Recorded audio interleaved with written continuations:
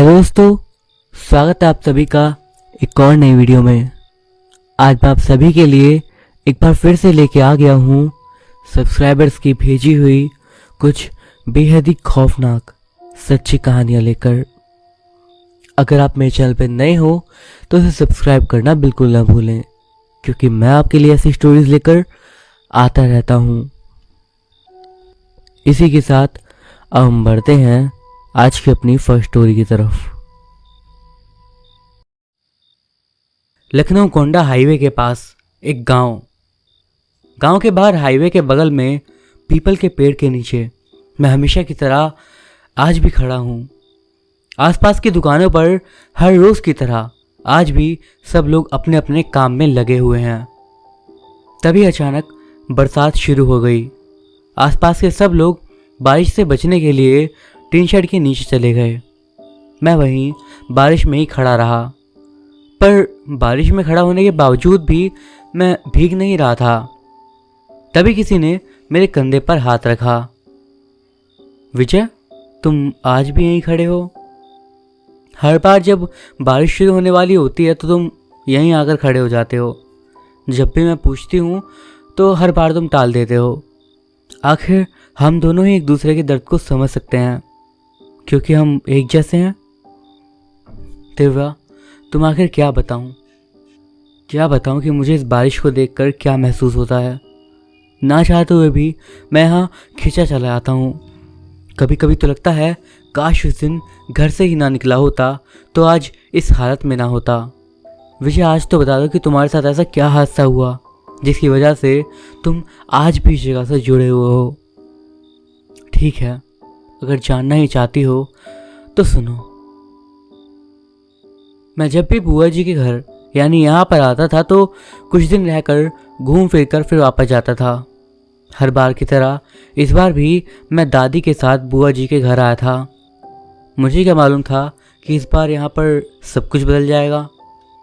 आज बुआ जी के घर पर पूजा थी तो बुआ और दादी के साथ साथ घर के बाकी सदस्य भी पूजा की तैयारी में लगे हुए थे। मेरे लिए कुछ काम था नहीं तो मैंने दादी से कहा, मैं थोड़ी देर में आ जाऊंगा, दुकान पर घूम कर आता हूँ। दादी बोली, बारिश हो रही है और तुम बाहर जा रहे हो, बारिश बंद होने के बाद चले आना। मैंने बोला, दादी बूंदें ही तो पड़ रही हैं, छतरी ले जा रहा हूँ, थोड़ी देर में आ जाऊँगा। दादी बोली, ठीक है, पर पूजा शुरू होने से पहले आ जाना।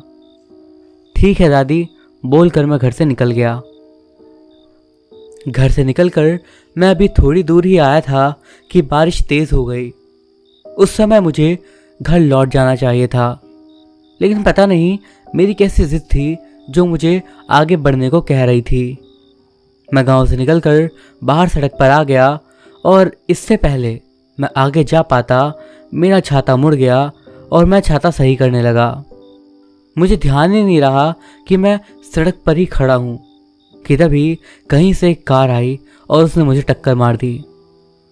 टक्कर इतनी जोर की थी कि मैं पास वाले लगे माइलस्टोन पर गिरा और माइलस्टोन मेरे सिर से टकराया।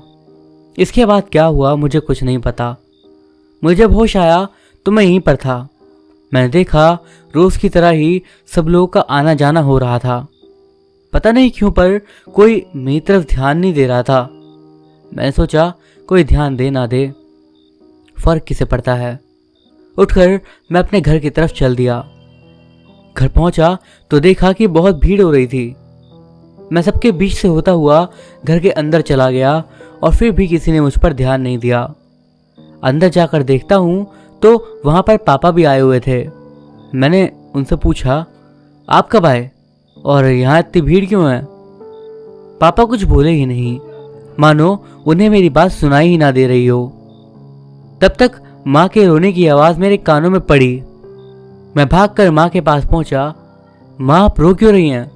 पापा, मेरे सवालों का जवाब दो ना। माँ ने भी मेरी बात का कोई जवाब नहीं दिया और ना ही पिता ने।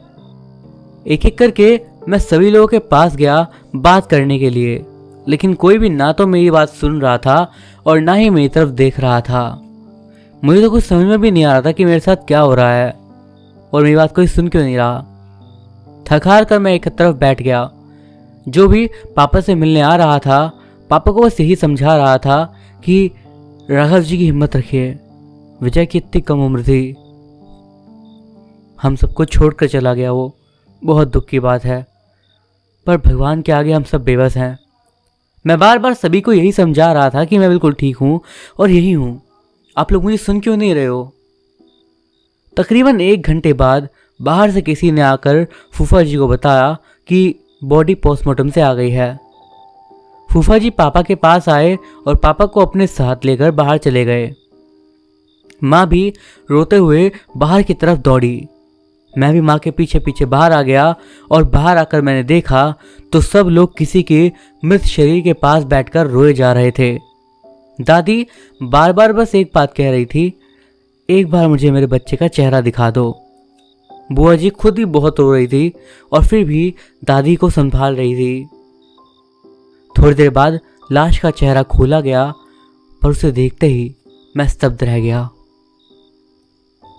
मैंने देखा ये और कोई नहीं बल्कि मैं ही था। अब मुझे सारी बात समझ आ रही थी कि मुझे कोई देख और सुन क्यों नहीं पा रहा था। वो इसलिए कि मेरी आत्मा मेरे शरीर को छोड़ चुकी थी। उसके बाद मेरा अंतिम संस्कार कर दिया गया और उस दिन के बाद सब कुछ बदल गया। कल मेरी बरसी है। कल के दिन मुझे 1 साल पूरा हो जाएगा गुजरे हुए। माँ पापा मुझे याद करके अब भी होते हैं। उनका रोना मुझे देखा नहीं जाता। जब उन्हें रोते देखता हूँ तो तड़प उठता हूँ, पर कुछ कर नहीं सकता। ना तो जिंदा हूँ मैं और ना ही मुक्ति मिल पाई है। इतना बोलकर विजय शांत हो गया तो दिव्या विजय के कंधे पर हाथ रखकर बोलती है, कल बरसी के बाद तुमको मुक्ति मिल जाएगी। तुम फिक्र मत करो, मैं भगवान से प्रार्थना करूंगी। विजय, सब ठीक होगा। कुछ देर बाद विजय दिव्या से बोला, मेरी छोड़ो, तुम्हारी मुक्ति क्यों नहीं हुई? मुझे अब भी याद है कि तुम बाइक पर जा रही थी। बाइक तुम्हारा भाई चला रहा था और उसी समय कुत्ता आगे रहने की वजह से बाइक का बैलेंस बिगड़ गया और सामने से आ रहे ट्रक से बाइक टकरा गई और तुम दोनों ट्रक के आगे रोड पर गिर गए। ट्रक तुम दोनों को रौंदता हुआ आगे निकल गया। तुम दोनों की उसी समय मौत हो गई।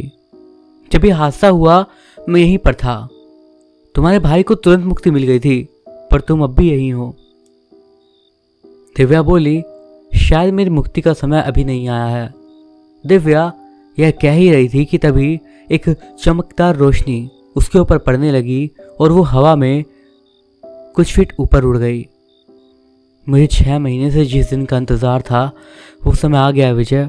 मुझे मुक्ति मिल रही है। मैं जा रही हूँ। विजय, तुम्हें मुक्ति बहुत जल्दी मिलेगी। इतना कहते हुए दिव्या हवा में कहीं गायब हो जाती है। विजय थोड़ी देर तक खड़ा रहा और फिर उसने कहा, चलो, तुम्हें तो मुक्ति मिल गई। जहाँ भी रहो खुश रहो। ये कहकर वो मुड़कर चला गया।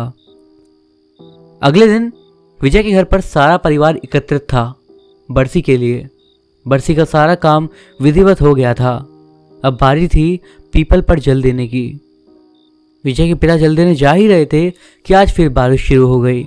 फिर विजय के दादाजी ने कहा, बारिश में ही जल देना शुरू कर दो, बारिश रुकने का इंतज़ार ना करो। ठीक है कहकर विजय के पापा ने जल देना शुरू करा। थोड़ी देर बाद जल देकर सब लोग घर चले गए। विजय वहीं पर बारिश में भीग रहा था, पर आज उसे बारिश भयानक नहीं लग रही थी। आज उसे बारिश भिगा रही थी और वो खुश होकर बारिश में भीग रहा था। कुछ समय के बाद विजय बारिश में ही विलीन हो गया और आखिरकार उसे भी मुक्ति मिल गई।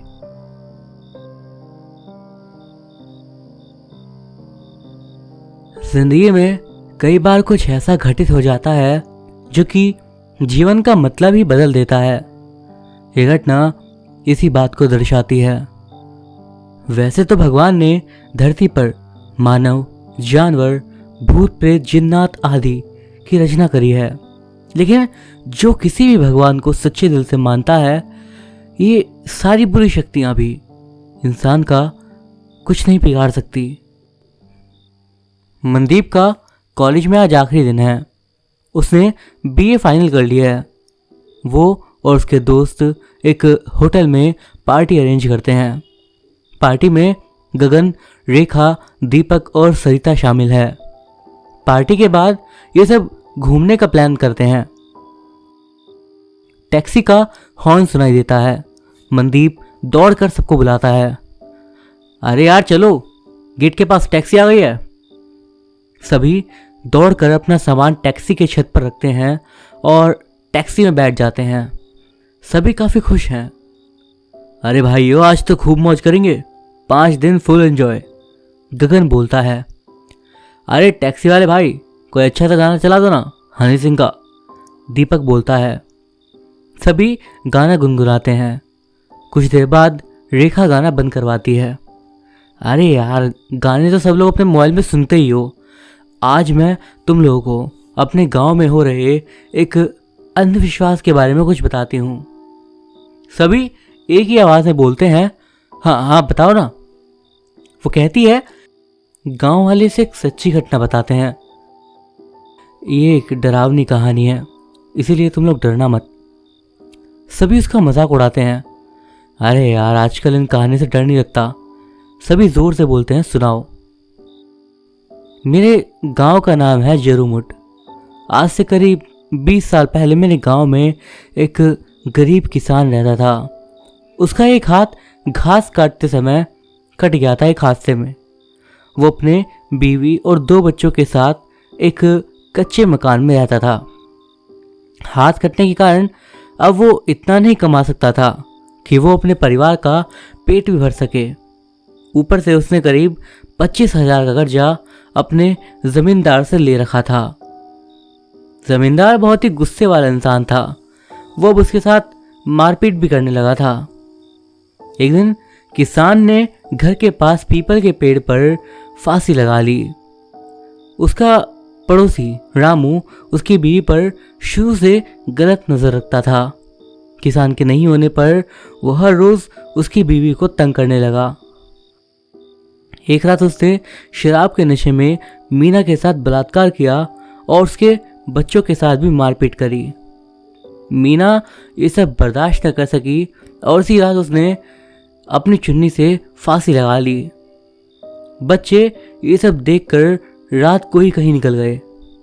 तब से आज तक मीना हर पूर्णमासी को अपने बच्चों के बारे में, जो भी उसके घर के आगे से रात के समय निकलता है, उनसे पूछती है। बच्चों के बारे में ना बताने पर कहते हैं वो सबको मार डालती है। इसीलिए कोई भी गांव वाला रात को उसके घर के आसपास नहीं भटकता। सब लोग ये बात सुनकर एकदम हंस पड़ते हैं और मिलकर उसके गांव की ओर निकल जाते हैं। रेखा सभी को मना करती है पर उसकी बात कोई नहीं सुनता।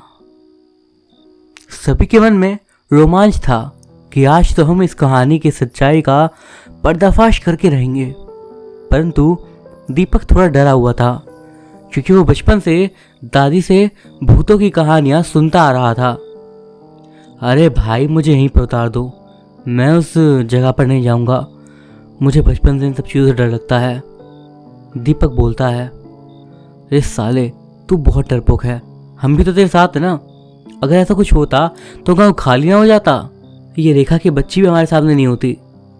इसी बीच टैक्सी ड्राइवर भी उनको मना करता है, परंतु मनदीप उसे ज़्यादा किराए का लालच देकर चुप करवा देता है।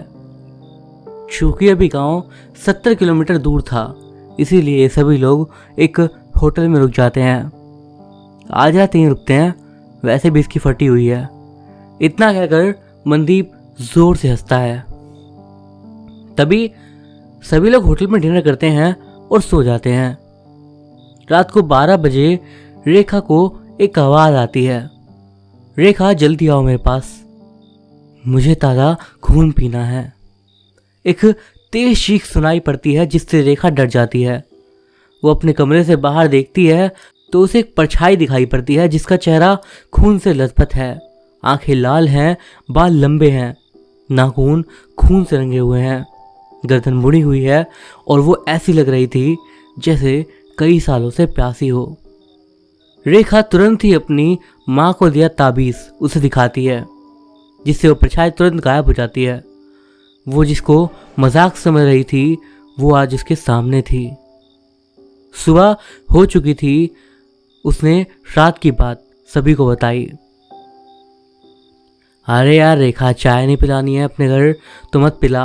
अब ऐसे मजाक मत कर, हम इतनी दूर चले आए हैं, अब वापसी नहीं होगी।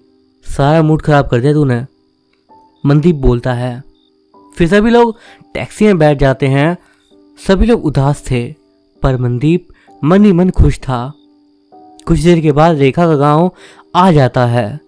गांव में सभी गांव वाले आज कुछ तैयारी में जुटे हैं, क्योंकि आज वो मनहूस रात है। सरिता, गगन, जो कि अब तक चुपचाप थे, वो दोनों एक साथ बोलते हैं, अरे क्या हो रहा है यहाँ पर? सब लोग इकट्ठा क्यों हैं? जल्दी से रेखा उन सबको अपने घर ले जाती है। माँ उन सबको देखकर खुश हो जाती है। सभी एक साथ रेखा की माँ को नमस्ते कहते हैं। आंटी, ये गांव वाले आज इकट्ठा क्यों हैं? क्या कुछ हुआ है क्या गांव में? सब लोग इकट्ठा तो हैं, पर कोई खुश नहीं दिख रहा। अरे बच्चों, पहले चाय तो पियो, तुम सब इतनी दूर से आए हो, फिर बताती हूँ। मनदीप को उस डरावनी जगह जाने की जल्दी थी। वो चाय पीकर गांव में निकल जाता है। कुछ देर चलने के बाद उसने देखा कि कुछ लोग बातें कर रहे हैं। अरे भाई रामू, आज फिर कोई गरीब मारा ना जाए। सरपंच से कहकर गांव में बुनियादी करवानी होगी। पिछली बार एक मेहमान जो बाहर से आए थे, उसको रास्ते में रात हो गई थी। सुबह बेचारे की लाश चौराहे पर मिली। तभी एक बोला, अब तो वो तांत्रिक बाबा ही हमारी मदद कर सकते हैं, उन्हीं के पास चलो। सभी तांत्रिक के पास जाने लगे। मनदीप भी उनके साथ था। तभी एक ने पूछा, अरे भाई, तुम तो अजनबी हो, तुम क्यों हमारे साथ जा रहे हो? काका, मैं रेखा के यहाँ आया हूँ, मेरे को भी चुड़ैल के बारे में जानना है। मैं इसको नहीं मानता, पर आपके साथ चल सकता हूँ। तभी सब लोग मिलकर तांत्रिक के पास जाते हैं। तांत्रिक ने एक हवन जला रखा था और उसमें बड़े बाल, आंखें लाल, तन पर सिर्फ लाल रंग की धोती, माथे पर चंदन तिलक और हाथ में बड़ी सी छुरी। वो काली माता के आगे एक बलि देने जा रहा था। वो मंत्र बोल रहा था। तभी गांव का रामू बोला, जय काली माँ, बाबा जी हमारी भी समस्या का हल कर दो, नहीं तो हम गांव वालों को ये गांव छोड़ना पड़ जाएगा। तुम लोगों को मैंने पहले ही कहा था कि जब तक उसके बच्चे नहीं मिल जाते तब तक मैं उसका कुछ नहीं कर सकता, पर तुम्हारे लिए उसको मैं उसके घर में बंद कर सकता हूँ।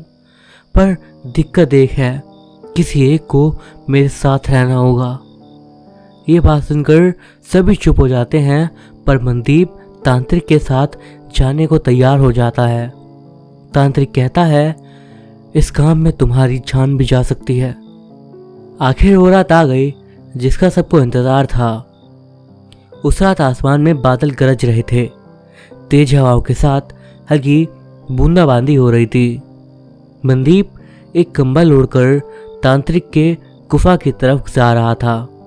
जब वो गुफा से 10 कदम पीछे था, तब गुफा में आवाज आ रही थी तांत्रिक के मंत्र पढ़ने की। मनदीप गुफा के अंदर पहुंच गया और उसे देखकर तांत्रिक बोला, तुम्हारा इंतजार था, चंद्र ग्रहण में आधा घंटा लगेगा, इतने प्रसाद खा लो। मनदीप ने मना कर दिया और बोला, आज मेरा व्रत है, इसलिए मैं कल ही कुछ खा सकता हूँ। तांत्रिक अपने मंत्रोच्चारण में लग जाता है। ग्रहण के शुरू होने पर वो बकरे की बलि देता है और फिर वो दोनों उस डायन के घर की तरफ चल पड़ते हैं। जब घर थोड़ा दूर रह जाता है तो तांत्रिक उससे बोलता है, बेटा अभी तुम यहीं रुको, मैं अंदर का माहौल देखकर तुम्हें बुलाता हूँ। मनदीप रुकने की हामी कर देता है, परंतु वो तांत्रिक के पीछे पीछे चुपके से चल पड़ता है। डायन के घर के पास कुत्ते रो रहे थे और एक अजीब सी बदबू आ रही थी, जैसे कहीं मांस सड़ रहा हो। वो दोनों डायन के घर पहुंच जाते हैं और तभी एक आकृति उन्हें दिखाई पड़ती है। लंबे सफ़ेद बाल, आंखें लाल और मुंह से टपकता खून, गर्दन आधी मुड़ी हुई और नाखून लंबे। वो तांत्रिक से कहती है, इतनी देर बाद आए हो, मेरी खून पीने की तड़प बढ़ती जा रही है। जल्दी से मुझे उस नौजवान का खून पीना है। तभी तांत्रिक बोलता है, अभी कल ही तो मैंने तुझे एक बच्चा दिया था। तांत्रिक उसको बोलता है, आज की रात के बाद हम दोनों इस गांव पर राज करेंगे। बस तू मेरा साथ दे, मैं तुझे एक इंसान को दूंगा। तेरे को आज तक मैंने ही इस गांव में रखा है। ये सब देखकर मनदीप के पसीने छूट जाते हैं और वो तेज सांस लेता है। उसको देखकर तांत्रिक और डायन उस पर हमला कर देते हैं। डायन जैसे ही मनदीप को मारने लगती है, तुरंत ही ताबीज से उसको बिजली का झटका सा लगता है। वो दूर गिर जाती है। वो तांत्रिक को कहती है, तूने इसको इतना शक्तिशाली ताबीज दिया है। दोनों की आपस में बहस हो जाती है। इसका फ़ायदा उठाकर मनदीप तांत्रिक पर भभूत डाल देता है। तांत्रिक वहीं पर बेहोश हो जाता है और फिर बाहर से मनदीप को रेखा, पंडित, आंटी की आवाज़ आती है और सभी अंदर आ जाते हैं। फिर पंडित जी मंत्रों का उच्चारण करते हैं और तब तक मनदीप तांत्रिक को रेखा की चुन्नी से बांध देता है। अब डायन ज़ोर ज़ोर से रोने लगती है और उसकी आवाज़ से सारा गांव गूंज उठता है। फिर पंडित जी उस पर गंगा जल के साथ मंत्र पढ़ते हैं और उसे बांध देते हैं। इसके बाद वो शांत हो जाती है। वो डायन उन्हें बताती है कि इस तांत्रिक ने अपने फ़ायदे के लिए मुझे अब तक इस घर में कैद रखा था। वो पंडित जी का शुक्रिया अदा करती है और उसको मुक्ति मिल जाती है। तभी दीपक गांव वालों को लेकर डायन के घर पहुंच जाता है। सभी पंडित जी को धन्यवाद करते हैं। अरे भाइयों, मेरा नहीं, इस लड़के मनदीप का धन्यवाद करो, क्योंकि इस साहस की बदौलत ही मैं ये सब कर पाया। अकेला मैं भी नहीं कर सकता था ये। अगली सुबह तांत्रिक को पुलिस के हवाले सरपंच करता है और वो अपने गुनाह कबूल करता है। और इसी के साथ एक खौफनाक घटना का अंत हो जाता है और सभी लोग वापस से शहर आ जाते हैं। जब आप सरवरिया क्षेत्र में पूरब की ओर बढ़ेंगे तो नदी के खलार में आपको एक भवनवली नाम का गांव मिलेगा। इस गांव में 7 टोले हैं और इन्हीं टोलों में से एक टोला है भवन टोला।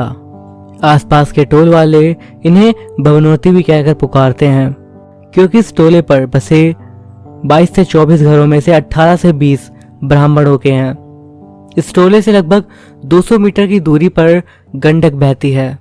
गांव में कई सारे देवी देवताओं के थान हैं। इन थानों में मुख्य रूप से डीह बाबा, बरम बाबा, काली माई के थान हैं और साथ ही गांव के बाहर नदी के पास एक टीले पर बना छोटा सा मंदिर है, शिव मंदिर।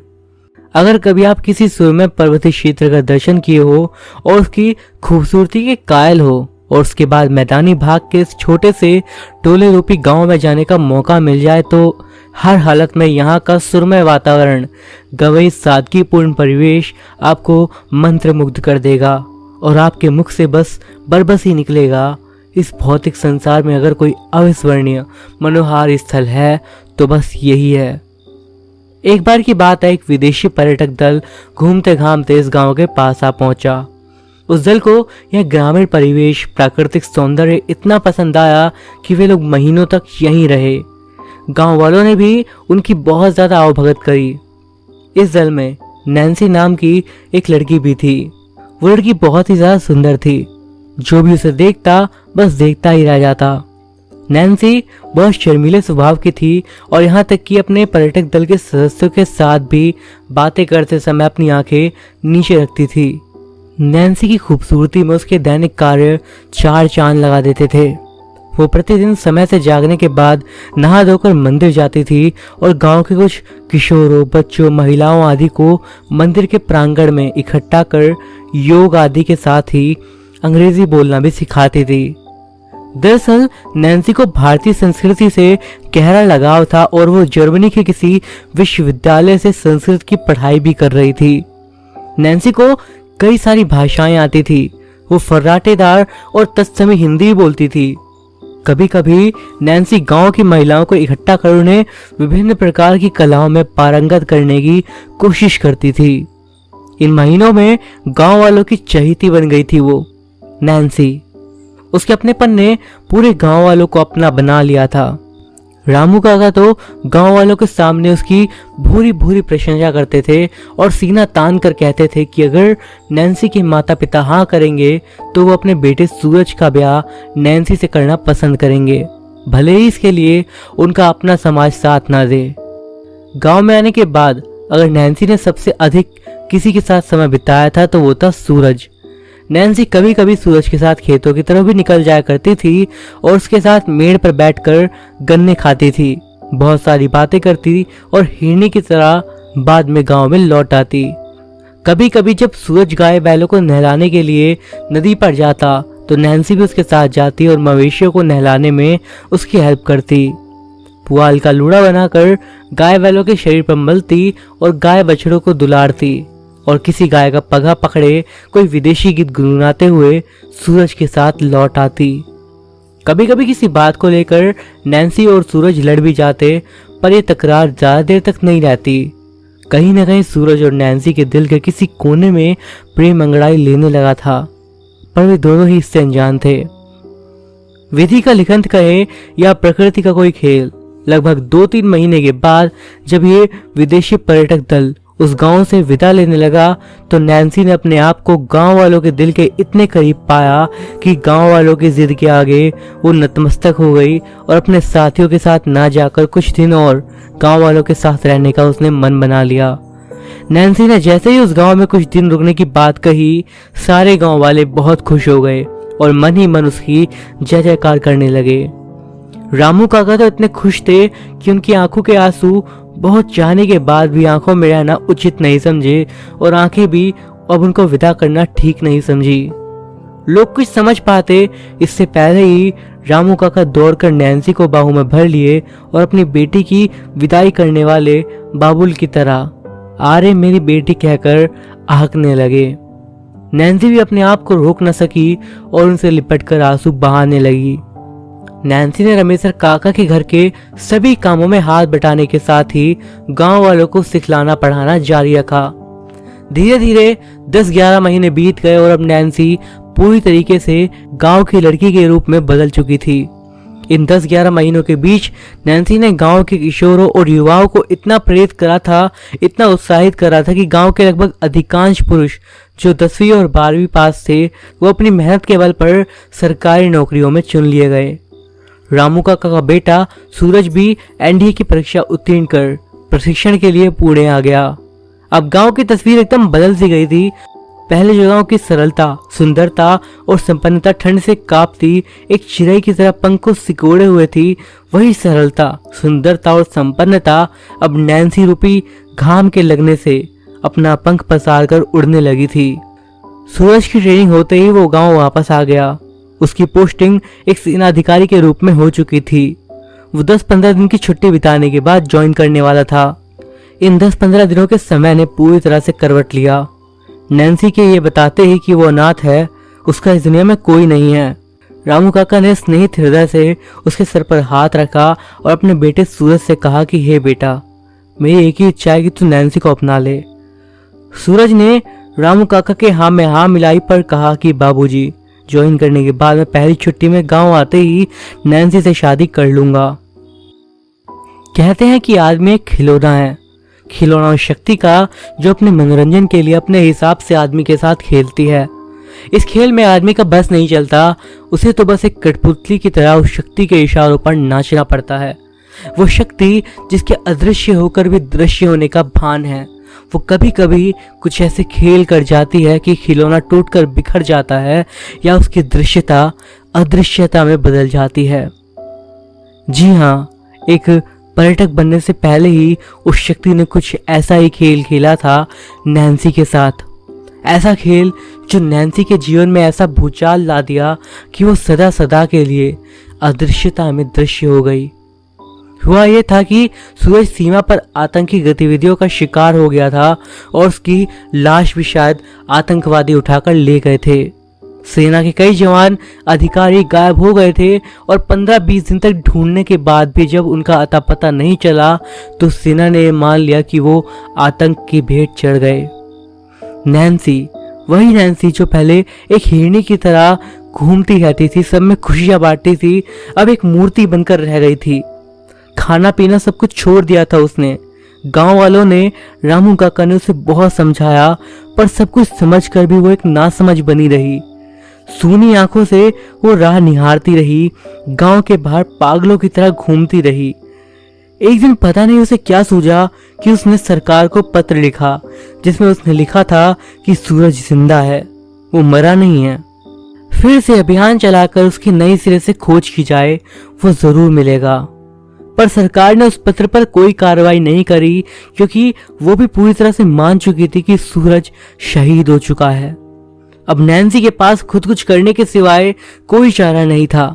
वो हर हालत में सूरज को पाना चाहती थी और उसका दिल ये मानने को तैयार नहीं था कि सूरज अब नहीं रहा, क्योंकि वो एक दिन रामू काका से कह भी रही थी कि अगर सूरज नहीं रहा तो मुझे इसका एहसास क्यों नहीं हुआ। काका, हम दो जिस्म पर एक जान है, अगर उसे ऐसा कुछ हुआ होता तो मुझे जरूर पता चलता। पर सात्विक समर्पित प्रेम को समझना सबके बस की बात नहीं होती। रामू काका ने इसे नैन्सी का सूरज के प्रति प्यार या यूं कहो पागलपन समझा और उसे संतावना देकर रह गए। लगभग 1 महीना बीत गया। अब नैन्सी थोड़ी कठोर सी लगने लगी थी। उसके चेहरे पर अजीब से भाव बनते और बिगड़ते रहते थे। लोगों को लगता था कि अब वो थोड़ी सी बावली हो गई है। एक दिन सुबह जब रामू काका खेतों से लौटकर घर वापस आए तो नैन्सी घर में नहीं दिखी। दरअसल नैन्सी सूरज की खोज में निकल गई थी। नैन्सी के जाने के 14-15 दिनों के बाद एक ऐसी घटना घटी जो रामू काका और गांव वालों के लिए काफी ज्यादा दुख देने वाली थी।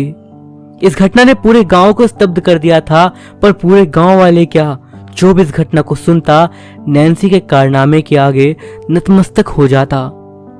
दरअसल नैन्सी एक सैनिक के भेष में भारतीय सैनिकों की आंखों से बचते हुए वहां पहुंच गई थी जहां से सूरज गायब हुआ था।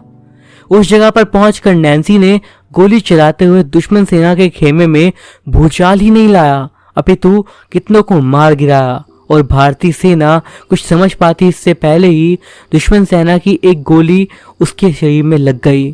फिर सेना के जवानों ने नैन्सी के शव को अपने कब्जे में लेकर कुछ कागजी कार्रवाई करने के बाद उसे सम्मान के साथ रामू काका को सौंप दिया। नैन्सी के चले जाने से केवल रामू काका का ही घर काटने को नहीं दौड़ता था, अपितु पूरे गांव में शोक की लहर थी। यहाँ तक कि ग्रामीण सात्विक मनोरम परिवेश अब आग उगलने लगा था। पर समय अच्छे अच्छे घाव को भर देता है। काफी समय बीत जाने के बाद गांव फिर से अपने पुराने ढर्रे पर लौटने लगा था। लोग बीती बातों को याद करके अपनी आंखें तो गीली करते थे, बट उसे बस एक बुरा सपना सोचकर भूल जाना चाहते थे। एक दिन सुबह सुबह रामू काका खेत से लौट कर आए तो क्या देखते हैं कि घर में किसी की पायल की आवाज सुनाई दे रही है। उन्हें बहुत ही हैरानी हुई, पर जब वे घर में घुसे तो चूल्हा जलता देख उनके सर की लकीरों के साथ ही पसीने भी उभर आए। जो कुछ भी हो रहा था वो अजीब था और रामू काका कुछ समझ नहीं पा रहे थे। तभी उन्हें एक आवाज ने विस्मित कर दिया। जी हाँ, एक महिला आवाज ने। यह सुमधुर आवाज किसी और की नहीं बल्कि नैन्सी की ही थी। बाबूजी, डरिए मत, मैं नैन्सी हूँ। मैं वापस लौट आई हूँ और जल्द ही सूरज भी आएगा। रामू काका के पैर पीछे की ओर मुड़ गए और वो तेजी से घर के बाहर निकले और घर से बाहर निकलते ही चिल्लाने लगे।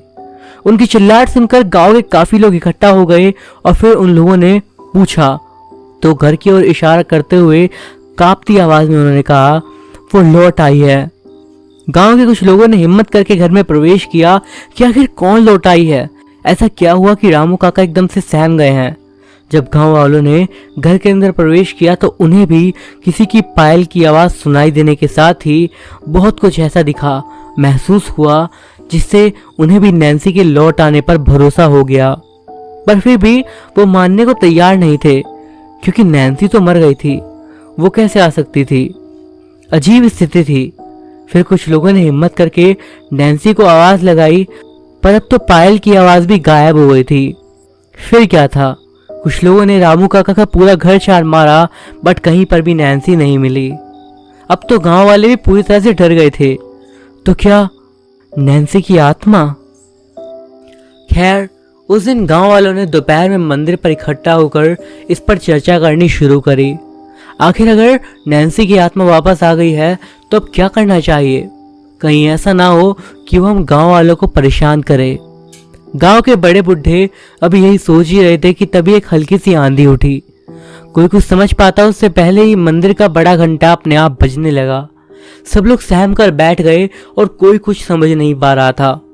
तभी घंटे की आवाज धीमी होने लगी और एक अदृश्य महिला की आवाज गूंजने लगी।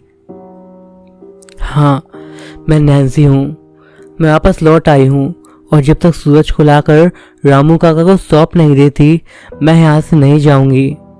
पर हाँ, मैं ये वादा करती हूँ कि मेरे वजह से इस गांव के किसी भी व्यक्ति के साथ कभी कुछ भी बुरा नहीं होगा। मैं बहू हूँ इस गांव की और सदा अपने संबंध को निभाती रहूंगी। ये आवाज होते ही गांव वालों के पास अब कुछ कहने या सोचने के लिए नहीं बचा था। उन्हें अदृश्यता में दृश्यता का भान हो चुका था। सभी लोग अपने अपने घर चले गए।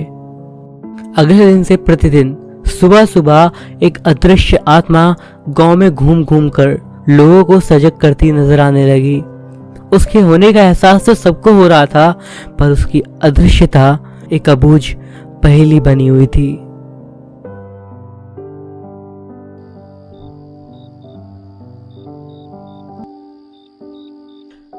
तन्मय की गर्मियों की छुट्टियां शुरू हो गई थी। वो कई दिनों से दादी के पास गांव जाने की जिद कर रहा था। तन्मय को अपनी दादी से कुछ ज्यादा ही लगाव था। तन्मय के पिता आकाश शहर में अकाउंटेंट का काम करते थे। उनकी पत्नी माधवी ने भी आकाश को गांव जाने के लिए मनाया। जब माधवी ने ज्यादा जोर दिया तो आकाश ने कुछ दिनों की छुट्टियां ली और तन्मय और माधवी को लेकर अपने पैतृक गांव पहुंच गया। तन्मय तो दादी के घर के पास आते ही खुशी से उछल पड़ा और दौड़ते हुए अपनी दादी के पास चला गया और दादी उसे प्यार करने लगी। तन्मय के आने से उसकी दादी बहुत ज्यादा खुश थी। तन्मय की शरारतों से घर में हमेशा चहल पहल बनी रहती थी। तन्मय दिन भर घर में कुछ न कुछ ढूंढा करता था। तन्मय को दादी के यहाँ 3 दिन हो गए थे। उसकी दादी तन्मय को वहां से कहीं नहीं जाने देती थी, लेकिन तन्मय का मन बाहर घूमने का करता था। इन दिनों में उसने आसपास के घरों के बच्चों के साथ भी दोस्ती कर ली थी और ऐसे ही एक दिन वो दादी से पूछकर पड़ोस वाले घर में खेलने चला गया। उसके साथ आस पड़ोस के 3-4 बच्चे और भी थे। तन्मय ने कहा कि हम सब मिलकर छुपम छुपाई यानी कि लुका छुपी खेलते हैं। सब बच्चे तैयार हो गए। सब बच्चे खेलने लगे और तन्मय ने भी भागकर उस घर में एक जगह ढूंढ ली और वहां पर छुप गया। उसको लग रहा था कि उसको कोई नहीं ढूंढ पाएगा। अनाज रखने की कोठी के पीछे वो छुपा हुआ था और जब काफी देर हो गई और उसको किसी की भी आवाज सुनाई नहीं दी तो उसने चुपचाप से अपना सिर बाहर निकाला और देखने लगा।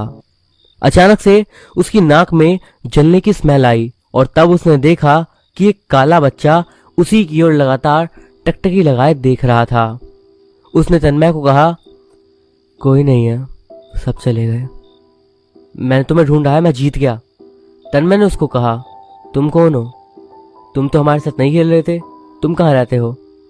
मेरे साथ चलो, मैं तुम्हें अपना घर दिखाता हूँ, यहाँ पास में ही है।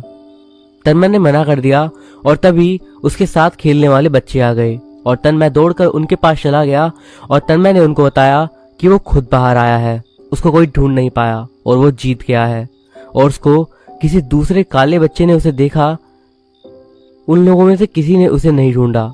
उनमें से एक बच्चे ने कहा, ये तो मेरा घर है और यहाँ पर हमारे सिवा और कोई नहीं है। तन्मय ने उनको वो जगह बताई जहाँ वो छुपा हुआ था, लेकिन वहाँ कोई भी नहीं था। सब बच्चे हंसने लगे कि जरूर तुमने कोई भूत देखा होगा और तन्मय ने उन्हें बताया कि उसने उससे बात करी थी कि वो यहीं रहता है, पास में ही। सब बच्चे दोबारा हंसने लगे और तन्मय भी उनके साथ खेलने लगा। धीरे धीरे वो ये बात भूल गया और एक दिन अचानक शाम के समय उसको वो बच्चा घर के बाहर दिखाई दिया। वो दौड़कर उसके पास पहुंचा और उसके पास जाने पर उसको फिर से वही जलने जैसी बदबू आ रही थी। बच्चे ने कहा, तुम कहाँ चले गए थे?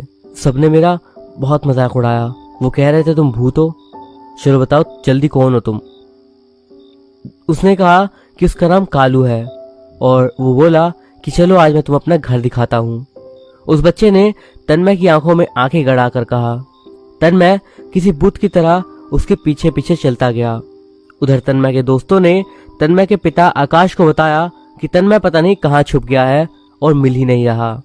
सभी घबरा गए और तन्मय की माँ माधवी ने और आकाश और उसकी दादी ने आसपास के सभी घरों में जाकर पूछा, लेकिन तन्मय नहीं मिला और सभी लोग बेहद परेशान हो गए। उधर उस बच्चे के साथ तन्मय एक घर में था और उसने आवाज दी, माँ मैं आ गया। उसकी आवाज सुनकर एक औरत बाहर आई जिसका चेहरा कुछ अजीब सा था। उसने तन्मय को सिर से पैर तक गौर से देखा और खुशी से उसके दोनों हाथ पकड़कर उसकी आंखों में आंख डालते हुए बोली, मेरे बच्चे मेरी ओर देखो। तन्मय ने उसकी ओर देखा और उसके चेहरे को देखते ही डर के कारण वो चीख मारकर बेहोश हो गया। आकाश कुछ लोगों की मदद से तन्मय को ढूंढने में लगा था, लेकिन उसका कहीं भी पता नहीं चल रहा था। आकाश ने उसके साथ खेलने वाले सभी बच्चों से फिर से पूछने का सोचा और एक बच्चे ने बताया कि तन्मय ने किसी काले बच्चे के बारे में बताया था जो कि उसको मिला था, लेकिन वो हम में से किसी को भी दिखाई नहीं दिया था। और ये बात सुनते के साथ ही तन्मय की दादी घबरा गई। हे भगवान, कहीं ये उस घर में तो नहीं चला गया। दादी ने आकाश की ओर देखा और घबराते हुए बोली, बेटा मेरे साथ चलो। माधवी की हालत खराब हो रही थी। आकाश और माधवी उनके साथ आंखों में ढेर सारे प्रश्न लिए उनके पीछे दौड़े चले आ रहे थे और उनके पीछे गांव के लोग भी। दादी एक घर के आगे रुकी और घर की हालत देखकर ऐसा लग रहा था कि मानो वो बरसों से बंद हो। घर के दरवाजे पर ताला लगा था और दादी के साथ आए लोगों ने उस ताले को तोड़ने के लिए कहा।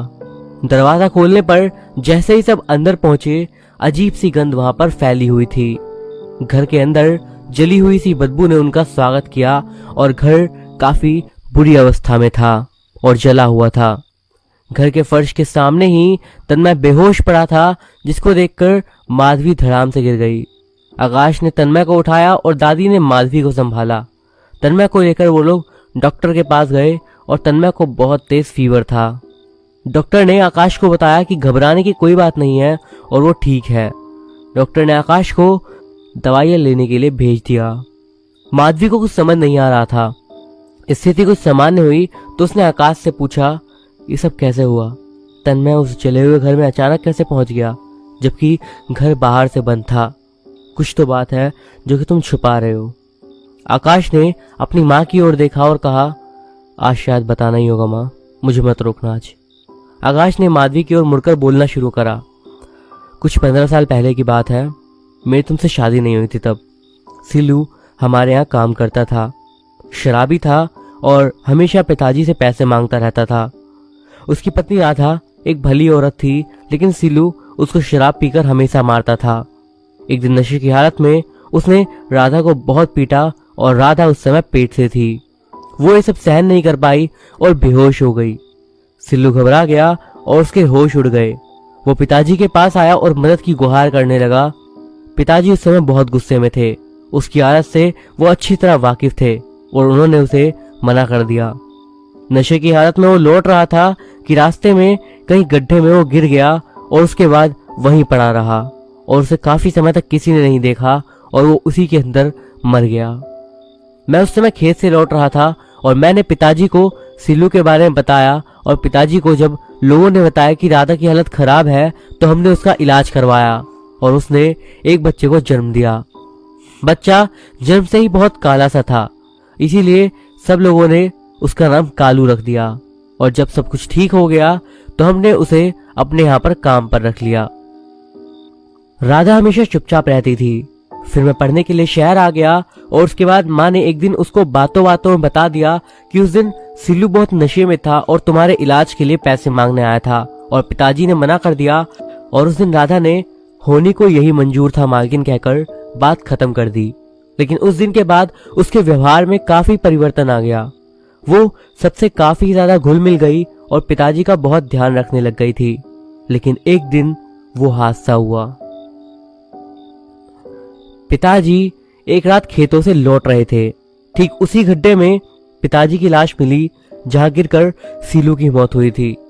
पिताजी के मुंह से शराब की बदबू आ रही थी, जबकि मेरे पिताजी ने कभी भी शराब को हाथ तक नहीं लगाया था।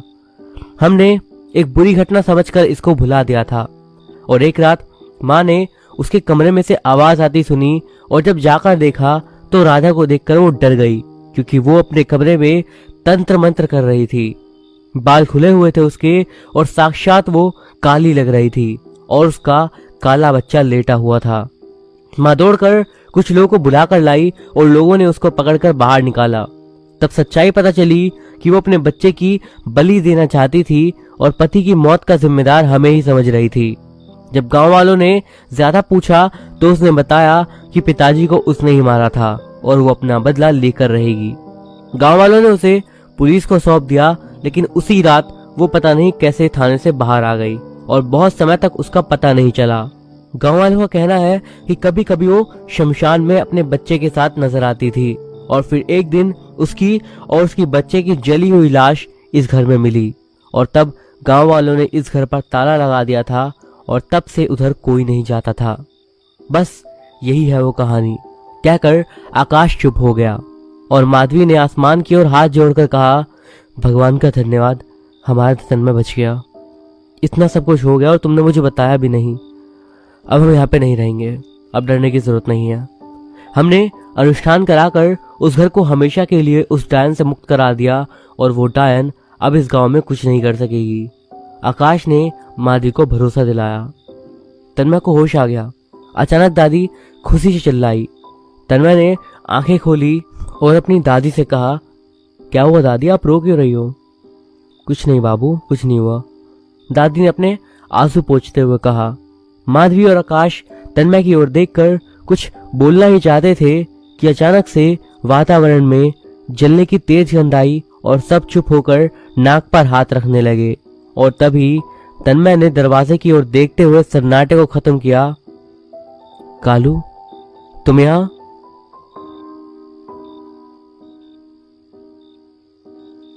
तो दोस्तों, ये थी हमारी आज की कहानियां। वीडियो आपको कैसा लगा मुझे कमेंट्स के जरिए जरूर बताइएगा। पसंद आया हो तो एक लाइक जरूर करिएगा। आप मुझे कमेंट्स के जरिए जरूर बताइएगा कि आप किस तरह की हॉरर स्टोरी सुनना चाहते हो और आज की स्टोरीज पर आपका क्या पॉइंट ऑफ व्यू है। मैं अभिषेक मिलता हूं आपसे अगली वीडियो में कुछ और स्टोरीज के साथ। तब तक के लिए बाय।